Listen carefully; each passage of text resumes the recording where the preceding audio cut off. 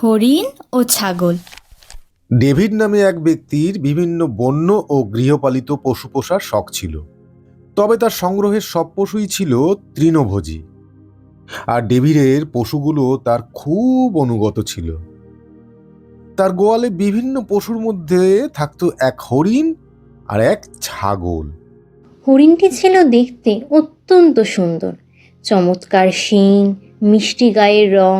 আর ছাগলটি ছিল তার সম্পূর্ণ বিপরীত, মোটা মোটা শিং, কালো গায়ের রং। হরিণটি সবসময় ছাগলকে অবজ্ঞা করত, কটু কথা বলতো আর তাকে হেনস্থা করত। ছাগলটি এতে মনে মনে কষ্ট পেলেও কিছু বলতে পারত না, কারণ হরিণ ছিল ডেভিডের সবচেয়ে প্রিয় পোষ্য। একদিন ডেভিড তার সব পোষ্যদের নিয়ে ঘুরতে গেল। কাছেই ছিল এক বিশাল জঙ্গল। সেখানে বাঘ বা সিংহের মতো কোনো ভয়ানক প্রাণী না থাকায় তিনি নিশ্চিন্তে তার পশুগুলোকে ঘাস খেতে বললেন আর নিজে গেলেন বিশ্রাম নিতে। এই সুযোগে হরিণ একটি দুষ্টু বুদ্ধি আঁটল।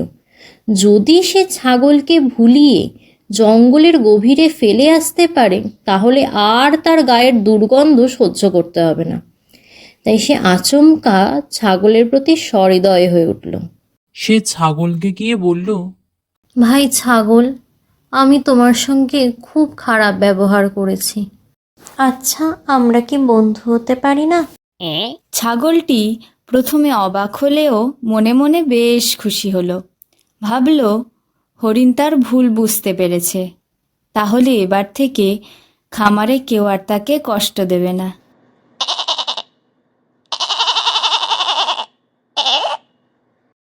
হরিণ তাকে বলল, চলো, আমি এক জায়গায় দারুণ কচি ঘাসের ক্ষেত দেখে এসেছি। সেখানে গেলে আমাদের খুব ভালো লাগবে। হ্যাঁ, কচি ঘাসের কথা শুনে তো ছাগলটি এক কথায় রাজি হয়ে গেল। তবে হ্যাঁ, ওই সাবধানতা স্বরূপ সে কি করলো, ওই বড় বড় গাছের গায়ে চিহ্ন এঁকে রাখতে লাগলো, যাতে করে কিনা ফেরার পথে পথ খুঁজে পেতে কোনো রকম কোনো অসুবিধে না হয়। অবশ্য হরিণকে সে এ কথা কিন্তু জানালো না।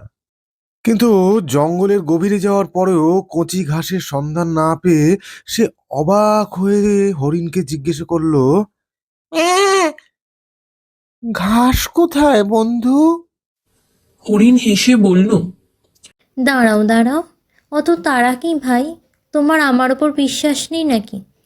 আর একটু এগিয়ে যাও, গেলেই ক্ষেত দেখতে পাবে। তুমি ওখানে আমার জন্য অপেক্ষা করো, কিন্তু আমি পাশের নদী থেকে জল খেয়ে আসছি। এই বলে হরিণ ছাগলকে একা রেখে অন্যদিকে চলে গেল। ছাগল কিছুদূর গিয়েই বুঝতে পারল যে এটা নির্ঘাত হরিণের ষড়যন্ত্র। তাই সে সঙ্গে সঙ্গে ওই নিজের আঁকা চিহ্নগুলো দেখে দেখে ফিরে আসতে লাগলো।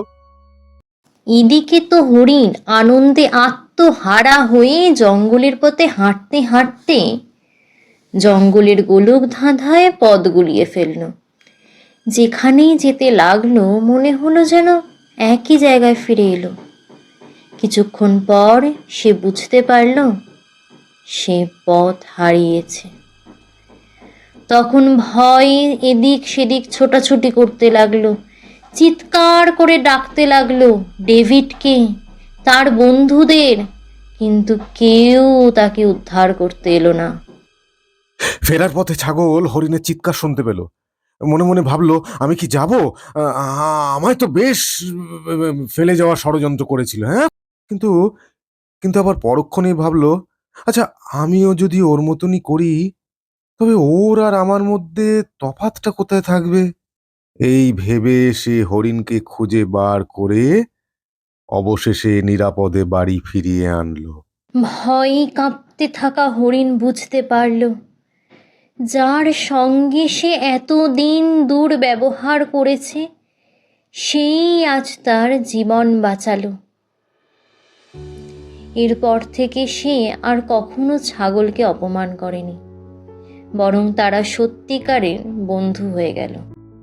বাহ্যিক বৈশিষ্ট্য অর্থাৎ রূপ, গুণ, প্রথাগত আশার শিক্ষা, অর্থ প্রভৃতির কারণে জন্ম নেওয়া অহংকার আমাদের এমনই অন্ধত্ব দান করে যে সেই দেমাকে আমরা নিজের ছাড়া কারো মনের আপাত দুঃখও অনুভব করতে পারি না। রূপ সে তো বদলাবেই, আজ আছে কাল হয়তো থাকবে না, কিন্তু করুণা, প্রেম ও শ্রদ্ধা আমাদের প্রকৃত রূপে সুন্দর করে তোলে, আর সেই সৌন্দর্য কোনো দিনও বিনষ্ট হয় না।